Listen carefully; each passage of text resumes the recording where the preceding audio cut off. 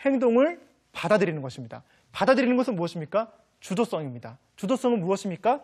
선택하고 책임을 지는 것이라는 거죠. 바로 선택입니다. 자, 그래서 보통 부모는 내리사랑이라 얘기하죠. 부모는 보통 부모라면 무엇입니까? 라서 이제 가로를 쳐보면 보통 많은 부모님들이 하시는 얘기가 부모는 자녀의 거울이라고 보통 이야기를 합니다.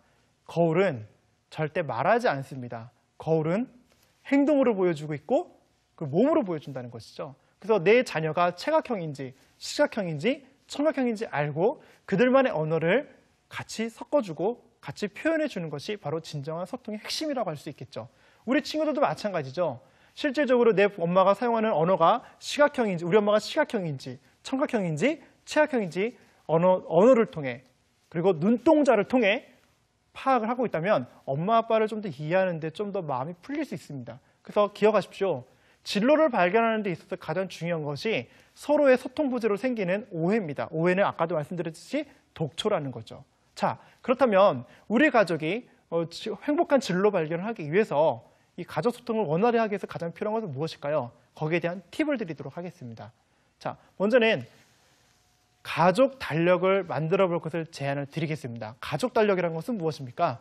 많은 달력이 있죠. 보통 달력을 은행에서도 받아갖고 오기도 하고 거래처에서 받아오기도 하시죠. 근데 TV가 없어도 그리고 이 가족끼리 함께 할 수 있는 것들이 상당히 많이 있습니다. 그것은 무엇이겠습니까? 바로 가족 달력입니다. 가족 달력 만드는 법을 알려드리도록 하겠습니다. 자, 먼저는 준비물 먼저 말씀드리겠습니다.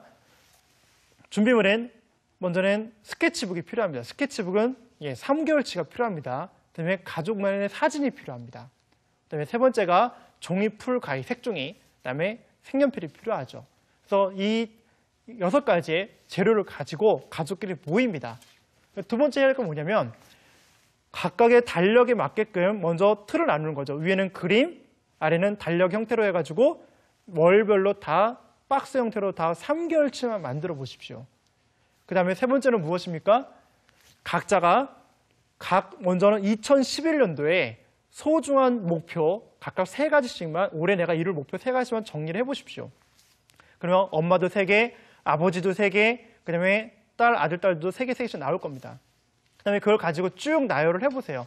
그래서 올해 안에 우리 집안에 있는 가족의 목표를 이루기 위해서 총 12가지 정도가 나올 겁니다.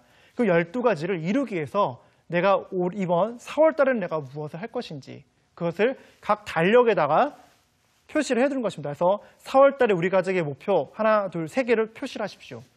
거기에 맞게끔 종이와 색종이와 사진을 가지고 그것을 장식을 하는 것입니다. 그렇죠? 네 번째는 매주 토요일마다 토요일 날은 정리의 날로 삼으십시오.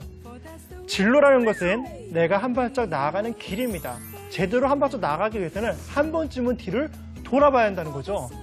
근데 보통은 많은 부모님들이 우리 가족은 너무 바빠서 시간이 없어서 못한다 하시지만 소중한 것을 먼저 하실 때 행복한 진로가 있다는 것을 기억하셨으면 좋겠습니다.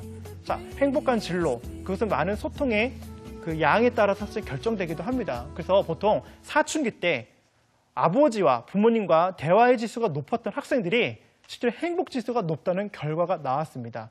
그것은 제가 한 얘기가 아닙니다. 교육개발원에 얼마 전에 나왔던 자료였습니다.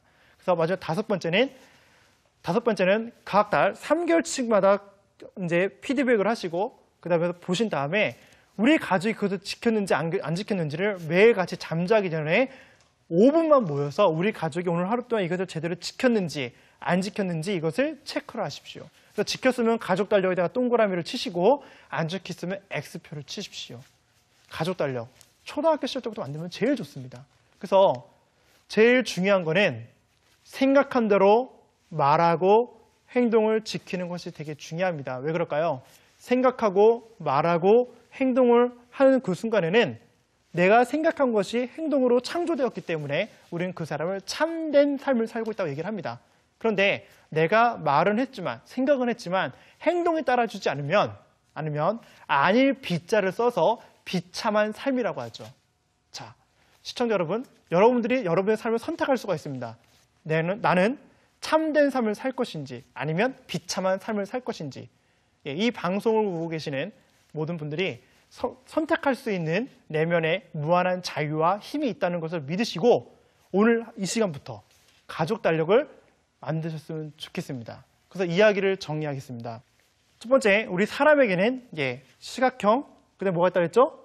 청각형, 그 다음에 체각형이 있다는 것입니다. 시각형은 주로 소리, 크기, 밝기와, 소리는 아니죠.